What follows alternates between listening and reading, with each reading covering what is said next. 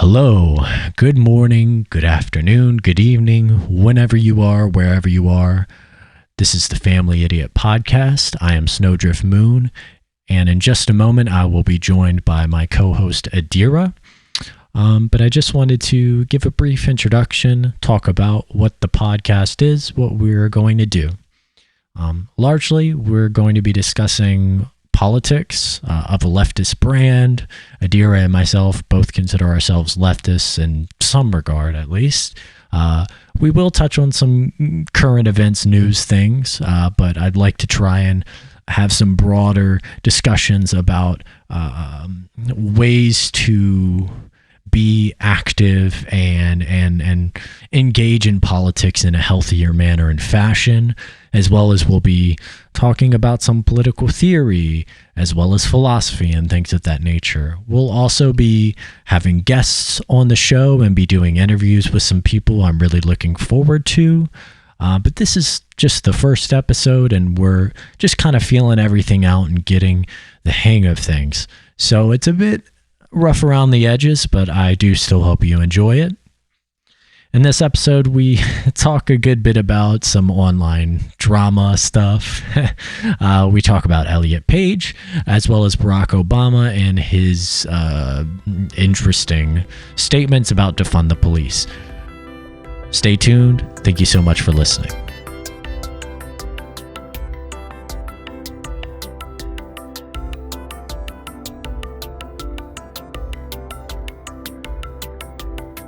All right, so I put together a few show notes, topics to talk about. Mm-hmm. But I want to hear what you have first. Okay.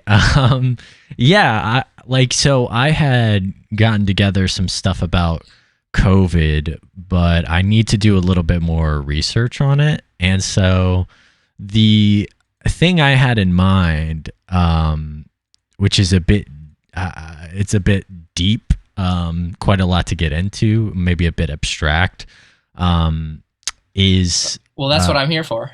Okay, gotcha. So you want to start off with that then, I guess? Might as well. Okay, so I don't know if you've ever seen this weird kids movie, or even just a clip from this kids movie. I posted this a while ago on Twitter, called the something like The Marvelous Misadventures of Mark Twain or something like that. It's this really obscure claymation film which depicts various stories of Mark Twain as told by Mark Twain. And it's these kids that are kind of going through the different stories. So you have Huckleberry Finn. They're living in it? Oh, kind of. They know that they're going through the stories, but they're in a world outside of those stories, like on a boat that flies with Mark Twain. It's really hard to describe because it sounds like it's just not real. Right. No, I think I understand what you're saying. Yeah. Okay. So they get to this this one world, which is based on a Mark Twain book called The Mysterious Stranger, and they walk through this door and start talking to this character who opens the conversation by saying his name is Satan and that he's a fallen angel. And the kids are like, "Oh, that's a bad name for an angel," and and it's just really awkward. And so he has them craft these little townspeople made out of clay, which is even more bizarre because the whole thing is made of clay. And they set up this town, and this Satan character starts just monologuing about, I do not know what evil is, or I cannot commit an evil act, for I do not know what it is. And then he just starts murdering the townspeople through way of an earthquake and a storm. And the kids run out just absolutely terrified. And he ends the sequence by saying, "Nothing exists, all is a dream. God, man, the world, the sun, the moon, the wilderness of stars, a dream, all a dream. They have no existence. Nothing exists save empty space and you. And that's a direct quote, actually, from The Mysterious Stranger by Mark Twain. And yeah, I found that pretty fascinating. There's actually more to that rabbit hole, but what do you make of that? Just off the top, I guess.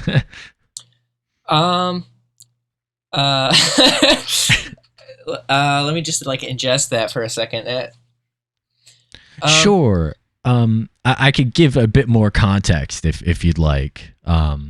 With that whole situation. Well, I mean, what was was there like a thesis for it all, or well, like the point was like reality is a dream? Is that what the point was?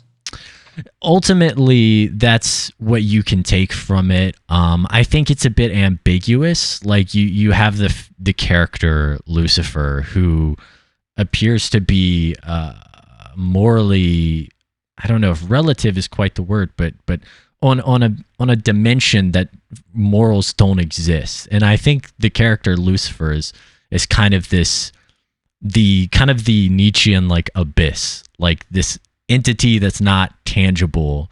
It's the absurdity of life, essentially. And it finishes by giving this existential thesis of I guess to say that you are not in control of existence and of the things that occur, and that ultimately, each person is more or less just a grain of sand on a vast beach. So even though the character Satan or Lucifer in this sequence is portrayed as this evil deity, I think it's more so just a reality of existence itself. And then, yeah, you do have the aspect of it of, everything could be a dream, which is something I've actually been thinking quite a bit about. But yeah, so it's kind of a couple things going on there. Right. Okay. I think I understand better now. Yeah. So the. Sorry, I know it's a lot to process. Yeah. Yeah. So basically, like, the point was like it's. So basically, the world is not like good or evil. It's just like how it is, and it's just like bad things that happen. It's not because they were bad or good, or because the people it happened to were bad or good. It's just like a force of nature. Like, it's just the truth of life. Yeah. Ultimately, I think that's like what it's boiling down to, in a sense. And I just found it really fascinating, again, within the context of the film. I know this is kind of hard because you haven't seen it, but it's just like the film is very whimsical. And again, they're all claymation figures. And then you just have this very dark turn out of nowhere where these kids are just meeting with Satan, and he just starts murdering people. And the film takes a very interesting turn from there. And it's based off of a book that was never actually finished by Mark Twain, and has a couple different entities of itself. There's like 3 different kind of publications of it. And there was also an HBO movie that I watched a couple weeks ago based off of one of the versions of that story, which was very odd as well. So it's just this very weird, like the point of the story is fascinating in and of itself, but I guess also more broadly, just the context of the way that the story is been told and rehashed through media is really fascinating. Yeah. Okay. Yeah. I mean, I now I'm interested. I kind of want to see this. Yeah. So the Misadventures of Mark Twain, I can't remember if that's exactly the name or not. It's not great. The scene itself is really fascinating and something I come back to a lot. And then like the HBO special or whatever, it was done in like the 80s. It's okay, but it's a very different take on the story, because in the story originally, Lucifer, again, it depends on the version of the story, but in most of them, he's actually a kid. So he's this very, I guess, like, he's more of like a trickster. Like, he has all of these powers where he can kind of manipulate reality and mess with people. But it's more like comedic rather than dark. Yeah, and it's a bit like innocent. But then as the story progresses, he starts doing more and more really devious things and like actually killing people. So it gets really dark. But in the HBO special, it doesn't really land in the same way, and it doesn't get quite that. It's not a Game of Thrones, you know. It's like something you would have watched in middle school. But at the end of the HBO special, he makes the entire town that he and this other kid, he makes everyone just disappear. And he ends this movie by being like, okay, I guess you learned your lesson or whatever. And he just disappears. It's really bizarre. Wow. Yeah. I actually really like that. I guess you learned your lesson, and then it just vanishes. I like that. Yeah, that's a good way to end it. Yeah, it's very brief and somewhat like anticlimactic. I mean, it wraps up a little bit better than that. They have kind of a dialogue about who the character is, because he knows like everything. He's this entity that just exists outside of space and time. And the main character of the movie is just like, well, why are you here? Like, what's your purpose? If you already know everything, why are you even acting or why are you even interacting with humans? Like, what's the point of being here? And the character doesn't really have an answer for that. At least not that I remember, at least not an interesting one. But I thought it was fascinating how they were playing with these very surrealist and existential themes. But also it seemed like it was a movie for children, or at least young kids. So I don't know how this story keeps getting wrapped up into like child's media. It's very weird. Yeah. Well, that actually that reminds me of something that I've never actually really talked about with anyone. It's not like super deep or personal, but it's like kind of related to the philosophical discussion. And that's I guess I'll start with some context. So my parents are very Christian. I think up until like 6th grade, I was homeschooled up until 7th grade, and basically up until my parents got divorced in like 6th, 7th grade. We went to a Baptist church, and we like dressed up in the suits, like it was the whole deal. And so as after my parents got divorced and I've like grown as a person and obviously like come out as trans and like discover my whole identity, I've like moved away from religion. I'm no longer religious in any way. And one of the problems that I always had with Christianity, even before my parents got divorced, like when I was real young, is this idea that God created everything, according to the Bible. He created like the heavens and the earth and all the angels, and while doing this, he also knew that what everything was going to happen. Like he knows the past, the present, and the future, so he knows what's going to happen and and he knows what everyone is going to do before they do it.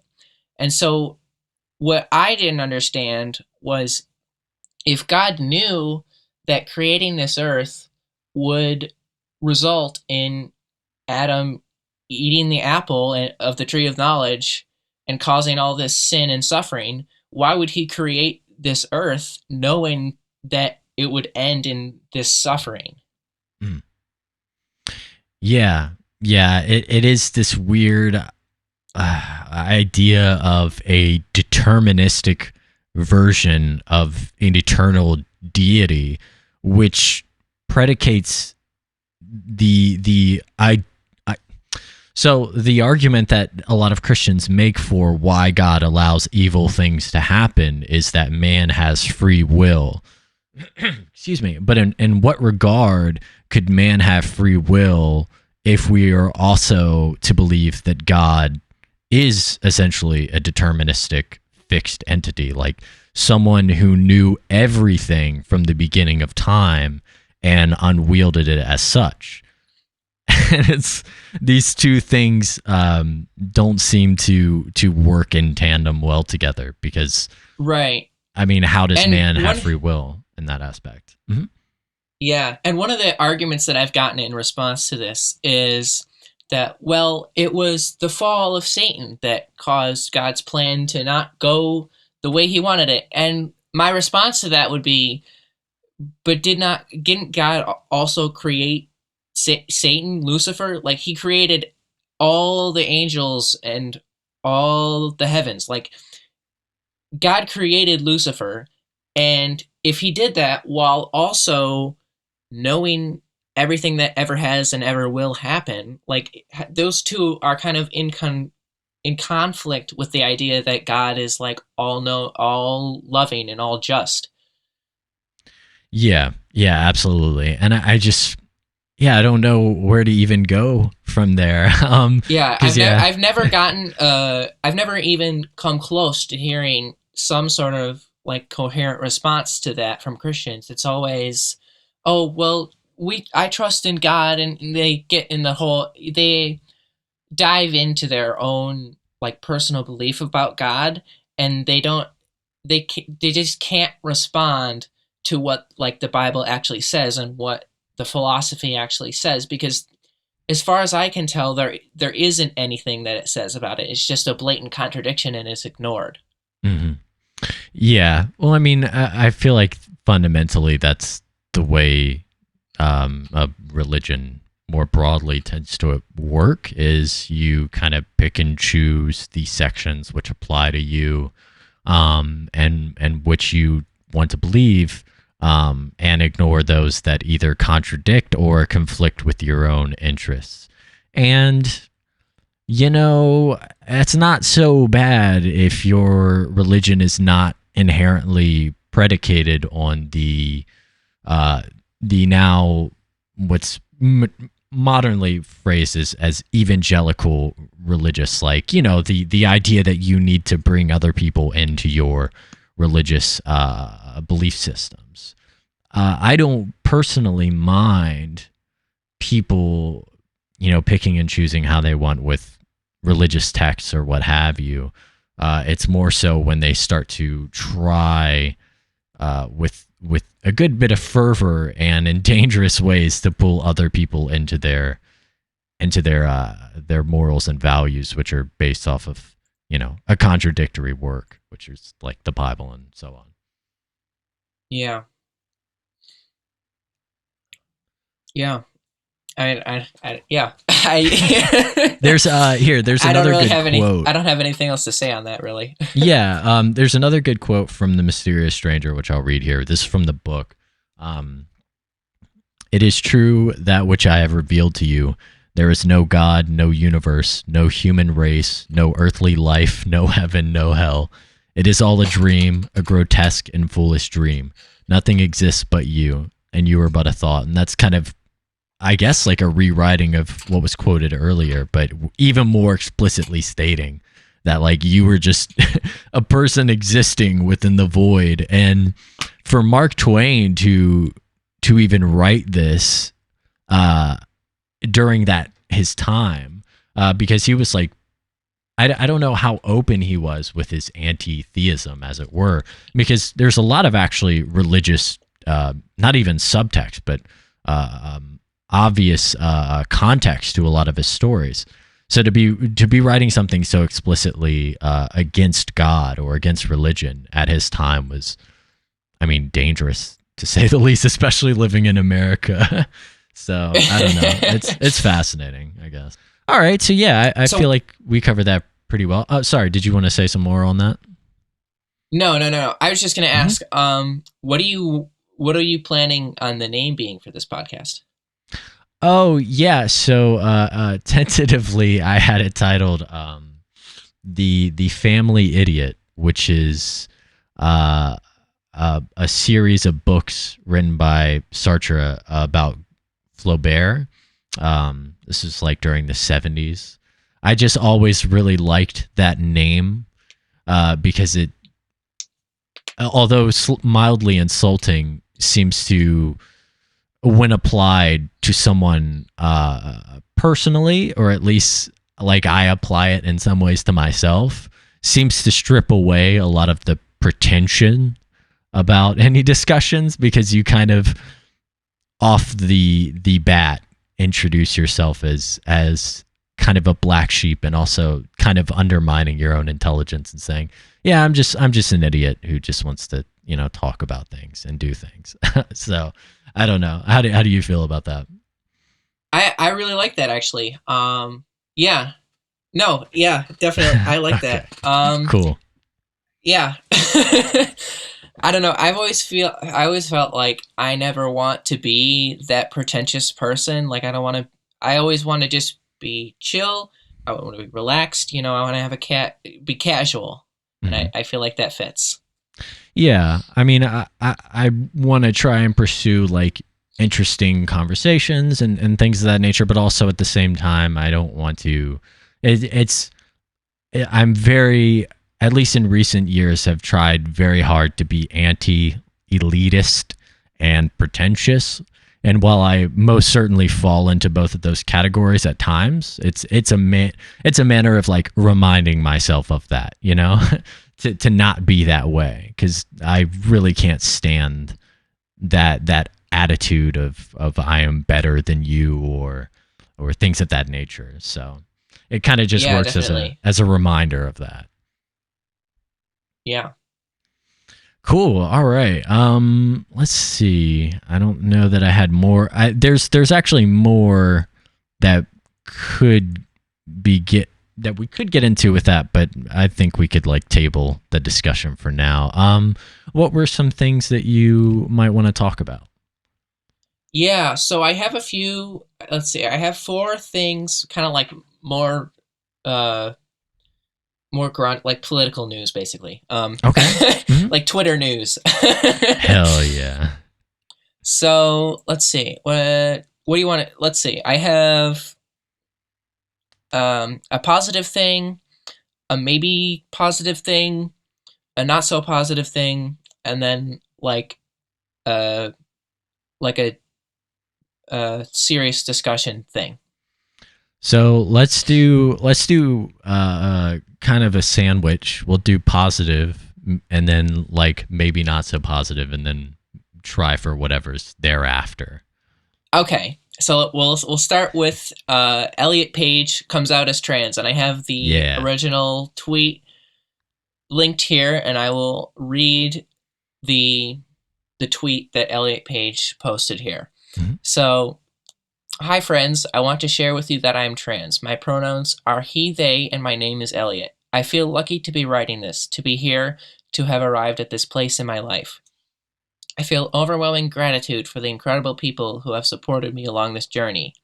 I can't begin to express how remarkable it feels to finally love who I am enough to pursue my authentic self.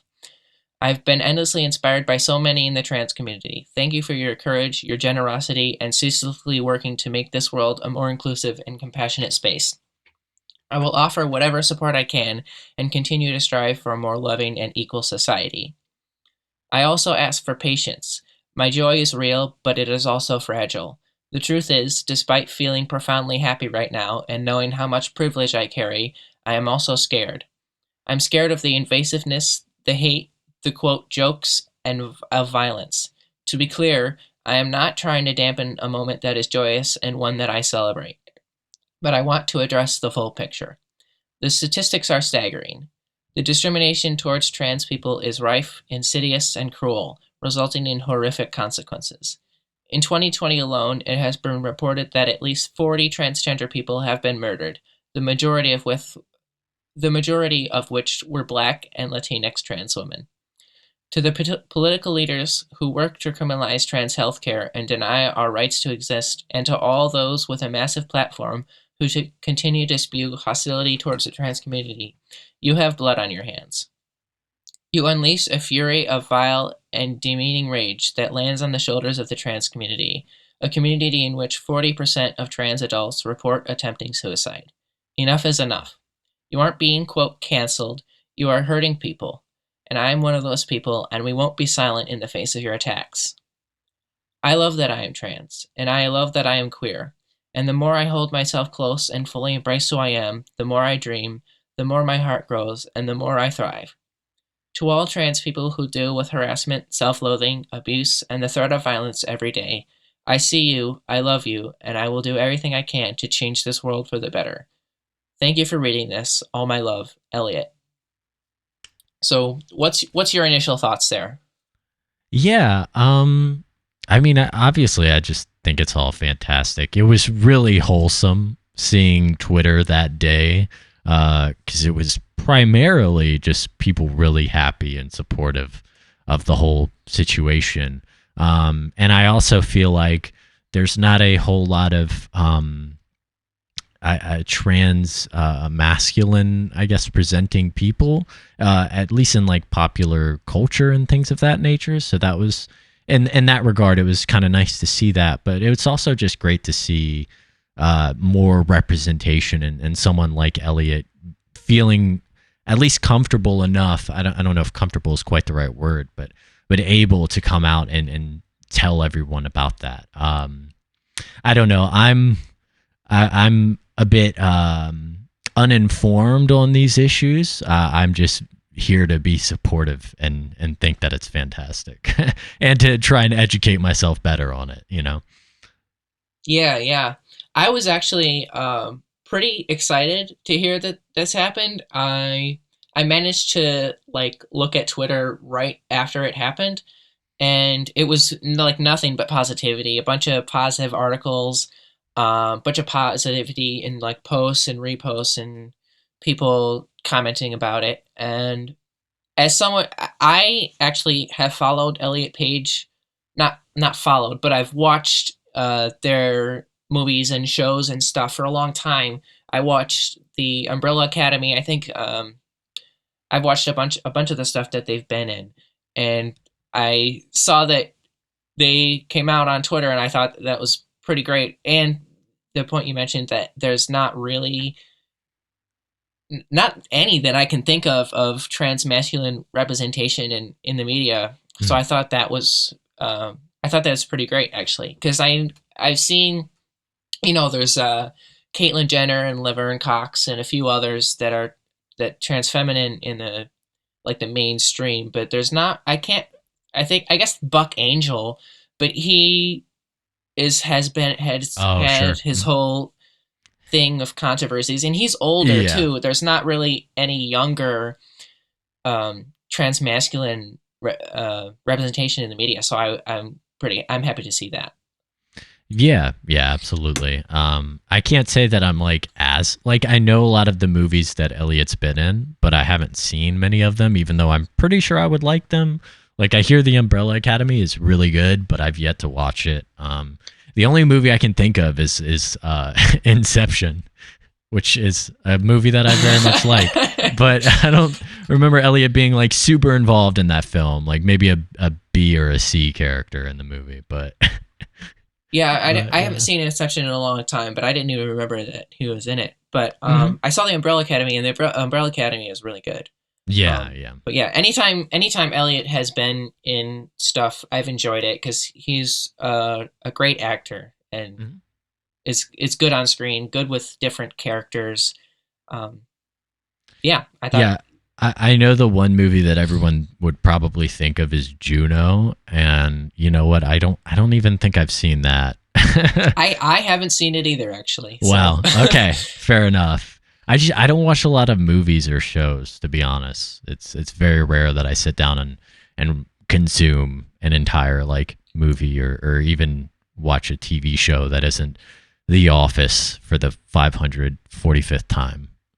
I'm kind of the same way. I don't really watch The Office, but I do watch Star Trek on occasion. Oh yeah.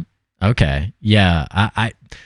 I feel like there are a lot of people who really love that show, and they're just like very diehard about Star Trek, and I'm not there. But my dad really liked. Oh, look at that. My dad really sorry. My dad really liked Star Trek growing up. So I got to watch some of it, like the old Star Trek, of course. So I got to see some of that, but that's about it. Yeah, no, me and my mom are we're not really diehards, but we have seen Star Trek multiple times. Like all the Mm. different the Next Generation and Voyager and Deep Space Nine. We like rewatch it all the time. So we got some positive, something nice and positive, which is very important right now because the world is on fire and everything is fucked up. So that was nice. How about something a little more spicy? Maybe not as great. Yeah, so this one is not as huge. Okay. So I guess I'll start by asking you, are you subscribed to PhilosophyTube on YouTube? Yeah, yeah. Yes, okay. So you've seen at least a few of his videos. Yes, absolutely. Mhm. Okay. I have seen basically all of them. And also I also follow him on Twitter. And this is Twitter, of course, is where the drama originated. Is this the And- Trump thing, the transitioning stuff? Yes. Sorry, I don't mean to yes, it undercut is. your your build up. Go ahead. Well, if you want to give the context, yeah, let's hear it.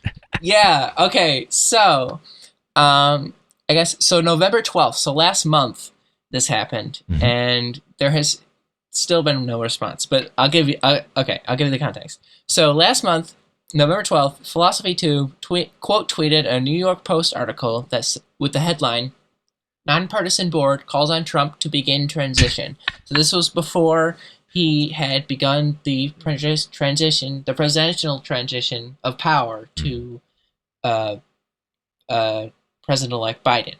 And PhilosophyTube's comment on that was, "That's a surprise. Best of luck to the president in her transition."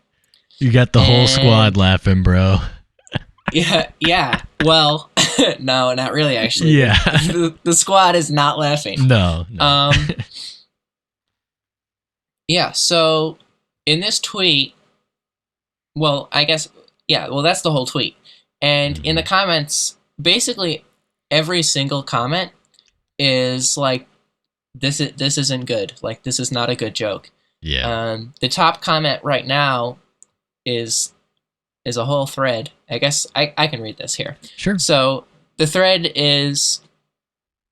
top comment is from Damian Knight, and they say, "I think that something to note here as well is that, quote, trans investigators actively saying that Trump is a secret trans man. They're obsessed with proving all celebrities are because of a genuine conspiracy theory that trans people hold power over others, i.e., quote, the trans lobby." And then the next tweet is, "That's another aspect of why this wasn't a cool joke, but I'll admit this isn't like a super transphobic tweet. To me, it feels more like a microaggression, even though I'm aware you're a genuine ally. I don't know, this is all just food for thought." Mm-hmm. And then, yeah. And then the original tweet from Damien Knight was, "Ollie, I really like your videos, but this really needed to stay as just a joke with your friends in private or something. Even though a lot of trans people can and do joke like this, even in these comments, it hits different when a cis person does it." And I kind of agree with that take. Like, it's not super bad. Like, it's not the worst. Mm-hmm. And obviously, Ollie has made videos on transphobia before. I've seen his transphobia video. I thought it was really good, especially coming from a cis person. Like, his audience is more like generally like philosophy and like leftist based thought, but it's not necessarily coming from that base of automatic acceptance. So I thought it was really well put together, and the response on that video has been great, and his community is generally pretty accepting and positive when it comes to LGBT issues and stuff. And that's maybe why this tweet from him hits a little harder. That it's kind of like a bad, like it's not. It's something that really didn't work. Doesn't work on a public platform. Like the joke like this is fine among friends that you know are accepting, but putting this out in public, it's kind of just like feeding into the general memery around trans people and not really giving it a thought to how it's used in harmful ways. Mm-hmm. Yeah. I mean, so for me, I thought the response to the tweet was even more interesting in some regards than the actual tweet, although there was obviously some issues with the tweet.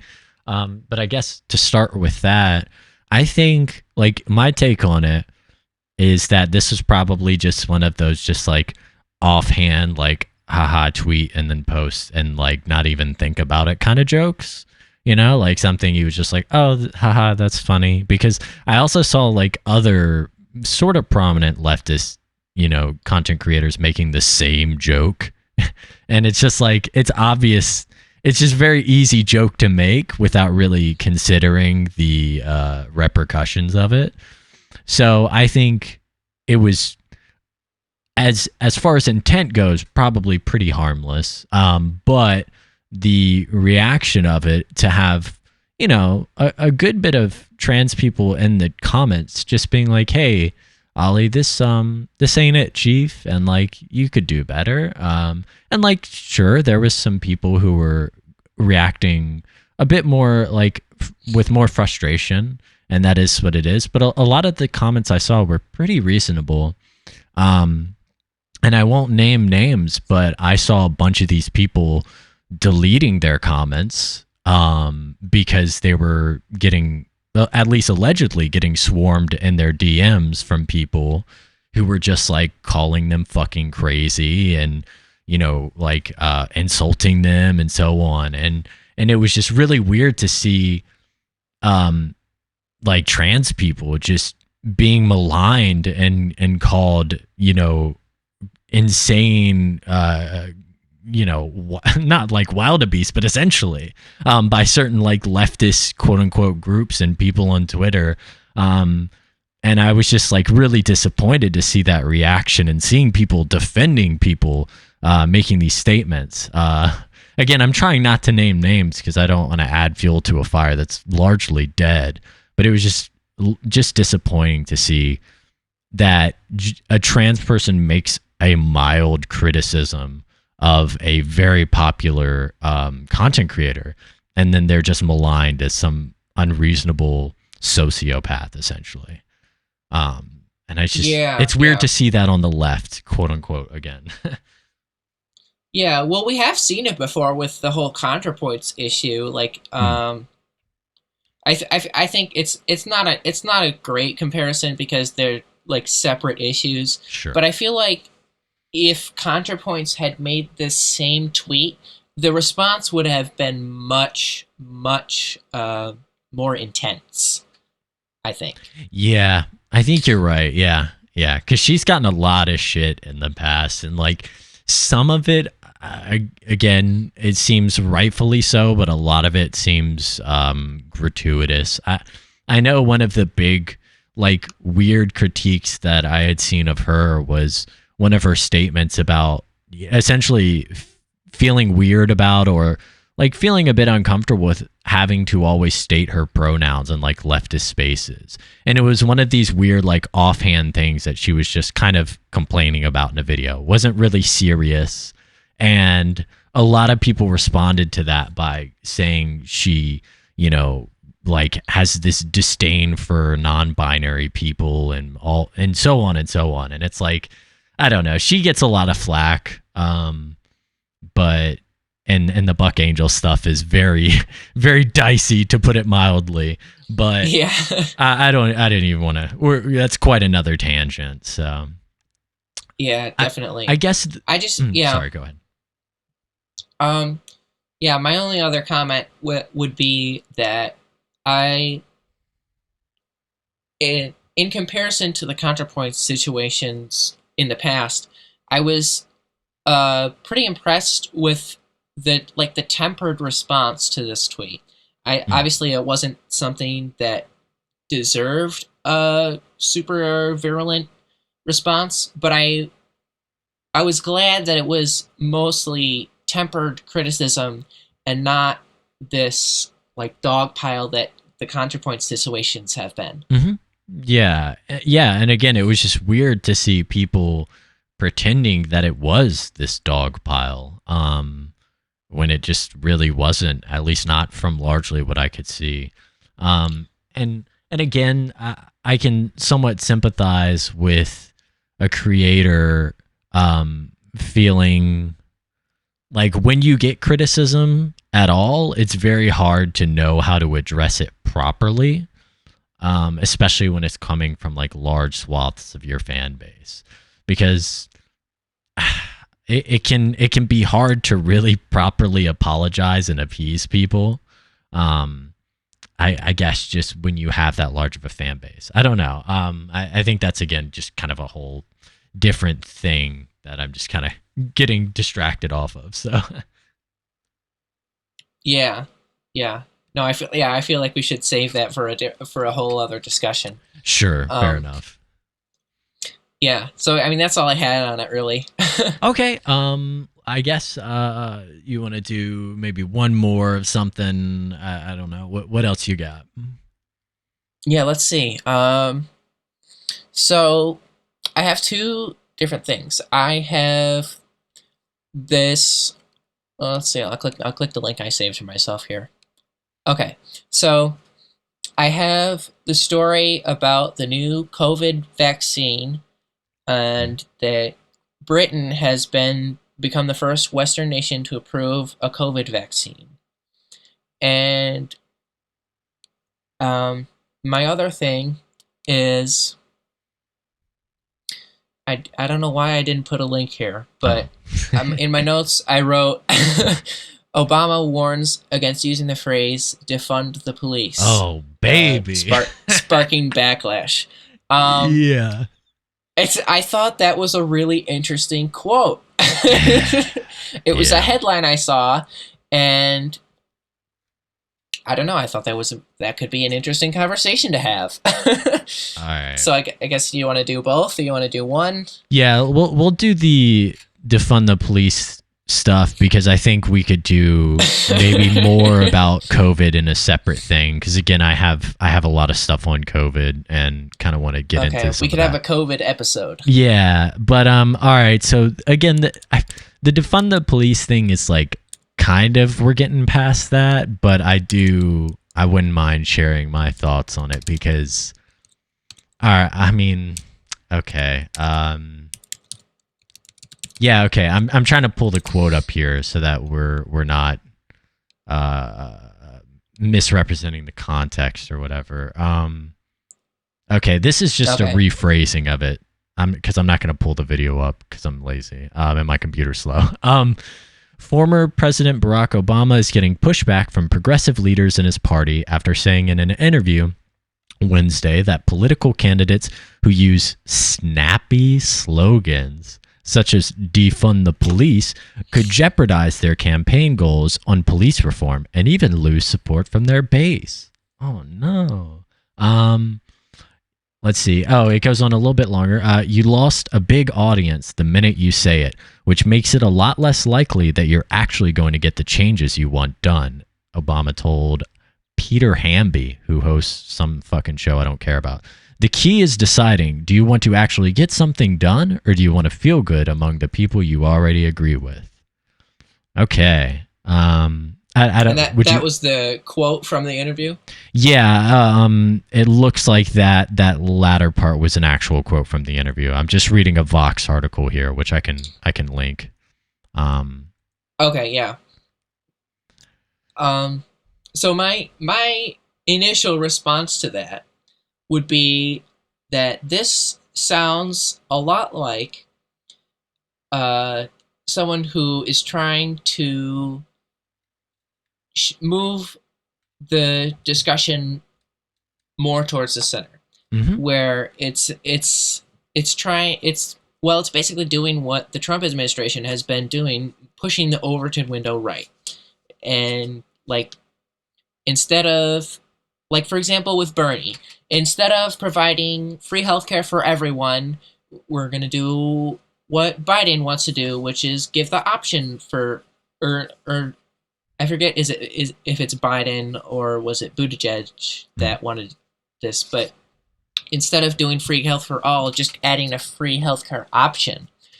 And then, we can't do the free healthcare option. What if we expand Medicaid, just keep moving the goalposts until we're sitting on the far right end of the spectrum when it comes to this idea.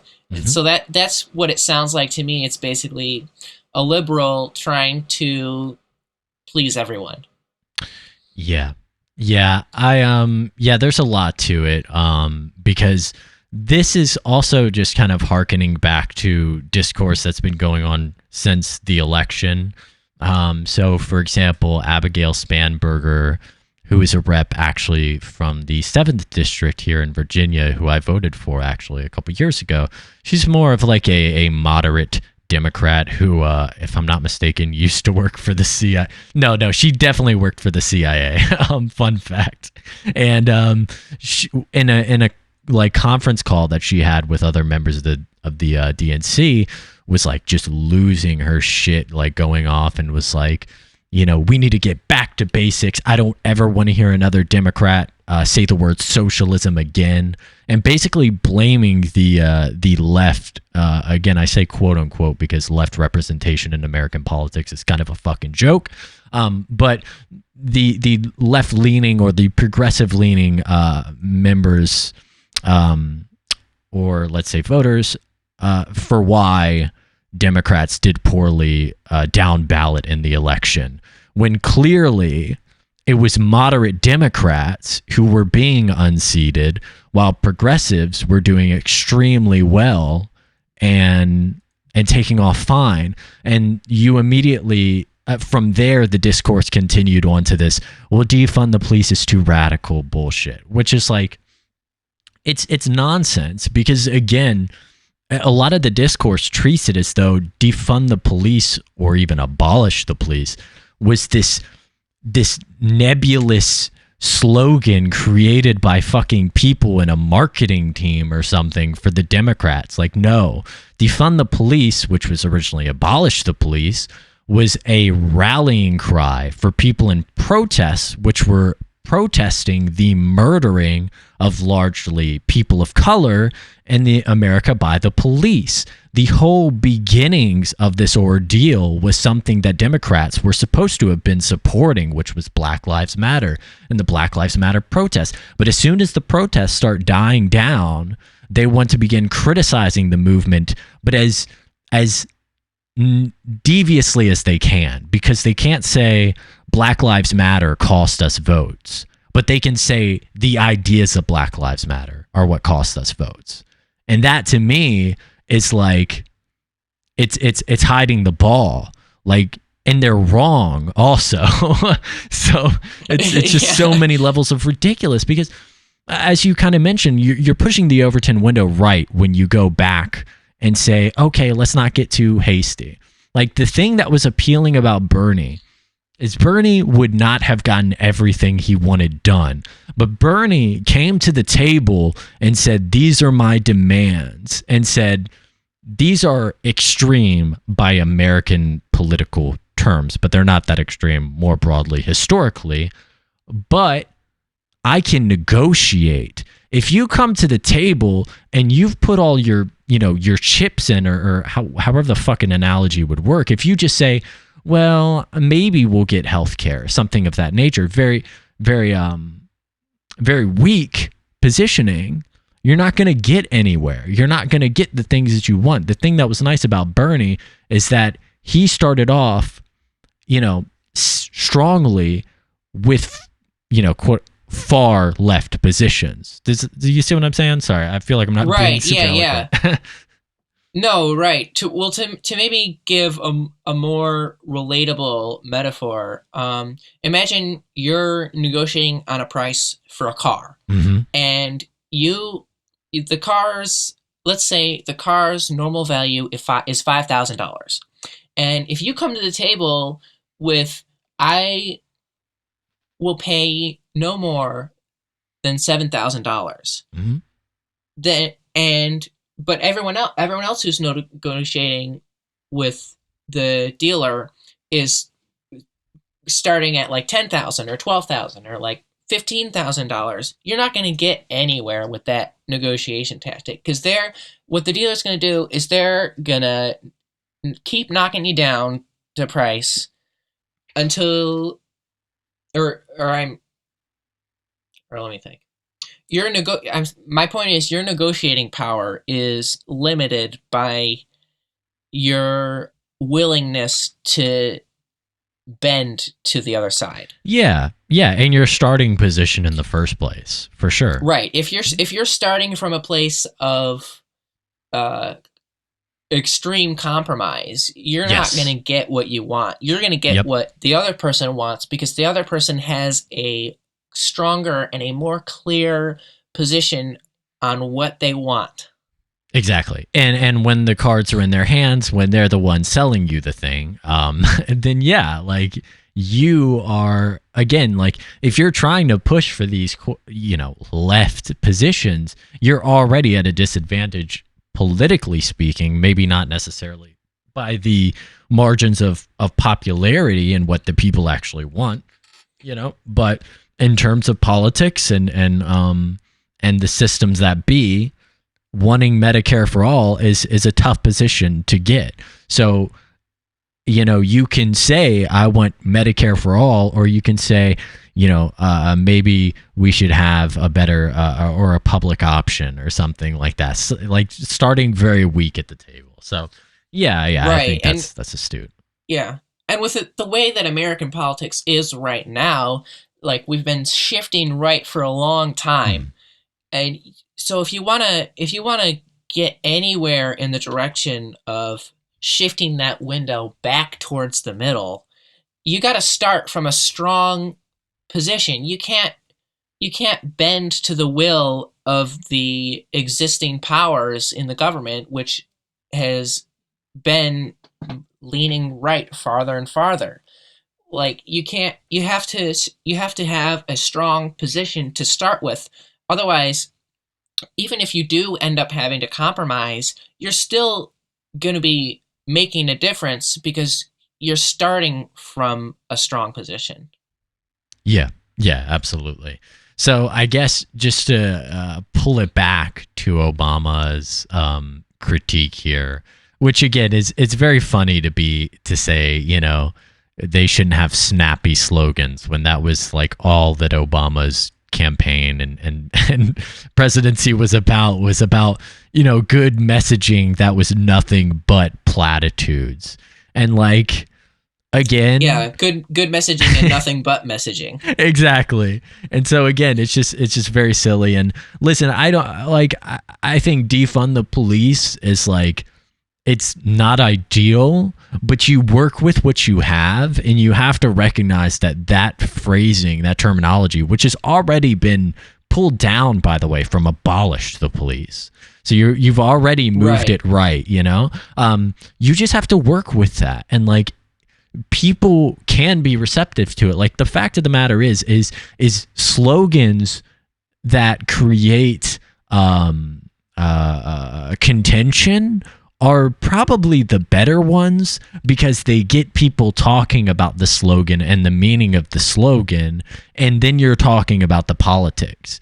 If I just say we should reconsider how we finance police systems. Now, first of all, that's not a great something to shout at a protest. And second of all, no one cares if you state that. Like pretty much anyone could agree with such a very mild, moderate position. You know, right? We should reconsider the finances of our justice system in the U.S. Yeah, Like that's such a politician thing to say, and no one's going to take you seriously. exactly. So while I do to some extent agree, like defund the police isn't the greatest, like most effective messaging, it's what we have, and it gets people talking, and it stemmed from a movement which has massively at least brought attention to itself throughout this entire year through huge protests all across the country. And like you have to acknowledge that for what it is. And it's so incredible that Obama has largely been silent on this issue, other than to offer platitudes and then to attack left, which is what we would all have expected by this point. Yeah. Well, even with the Black Lives Matter protest, it hasn't just brought it in. It hasn't just brought it to people's attention. I feel like it has actually dramatically changed the political landscape in this country. Like, for example, like even big, like mainstream media is now talking about racism in this country, and that wasn't really happening as much before. I feel like it's has given the push that it needed to like finally start really considering racism in this country, which hasn't happened, I feel like, meaningfully since the civil rights movement. Yeah, well, I mean, you forced the politicians largely to again pay attention and have that discussion, and also to be having that discussion in major news and so on. I mean, I think it's come and it's gone in the past, let's say about 5 or 6 years, but it's really been inescapable this year throughout the civil unrest that again has taken part since, oh God, was it? I guess probably about March or April, sometime around there. It's been so long. Yeah, it was more early lockdown. Yeah, and now we're starting to see that wind down quite a bit, and I mean, oh God, I don't even know what to expect moving forward from anything right now. It's a very volatile and weird time. Yeah, I feel like the whole world is just like kind of chilling out and just waiting to see what is going to happen with the whole pandemic. Is it going to keep going? The vaccine's coming soon. Is that going to fix it? Are we going to stay locked down forever? Like I feel like we're just kind of sitting down and just waiting for it to happen. Yeah, it is weird. Like I've been somewhat in denial about when or if things are going to go back to normal, and the thought has only recently crossed my mind that like not only are things probably never going to go back to normal, but like there are going to be very new weird norms that we're going to have to live with. Like I don't know, I don't think that like for the rest of our lives or anything like masks will be mandated or whatever, but I feel like something like that is going to be way more normalized and like seen more often, at least in the US, and yeah, likely other countries. So it's just now I don't even feel like I'm adjusting temporarily, but now I feel like I'm learning to adjust for the new situation, which is going to unfold over